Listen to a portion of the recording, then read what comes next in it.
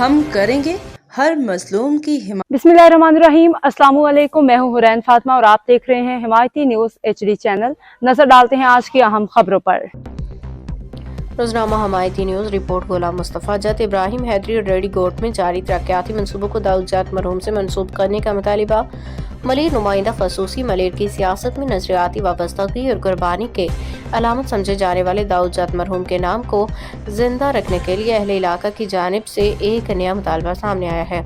عوامی سماجی حلقوں نے حکومت سندھ متعلقہ اداروں سے اپیل کی ہے کہ ابراہیم حیدری گوٹ میں جاری ترقیاتی منصوبوں، نئی سڑکوں اور سرکاری اسکولوں کو داؤد جت مرحوم کے نام سے منسوب کیا جائے۔ واضح رہے کہ یہ مطالبہ کسی فلائی اوور سے متعلق نہیں بلکہ ان ترقیاتی منصوبوں کے حوالے سے ہے جو اس وقت ابراہیم حیدری اور ملکہ علاقوں میں زیر تعمیر ہے۔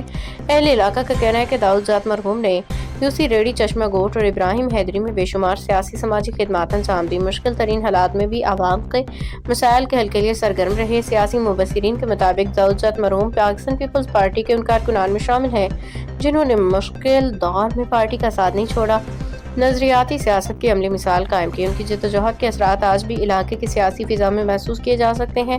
علاقہ مقینوں کا کہنا ہے کہ اگر ریڈی گوٹ میں تعمیر ہونے والی سرکاری اسکول، جاری ترقیاتی منصوبے اور نئی سڑکیں داؤد جت مرحوم کے نام سے منسوب کی جائیں تو اس سے نہ صرف ان کی خدمات کا اعتراف ہوگا بلکہ نوجوان نسل کو بھی وفاداری خدمت اور نظریاتی سیاست کا پیغام ملے گا۔ اہل علاقہ نے حکومت اور پارٹی کے مقامی مرکزی قیادت سے پرزور مطالبہ کیا ہے کہ داؤد جت مرحوم کے نام کو سرکاری سطح پہ زندہ رکھا جائے تاکہ ان کی خدمات کو ہمیشہ یاد رکھا جا سکے۔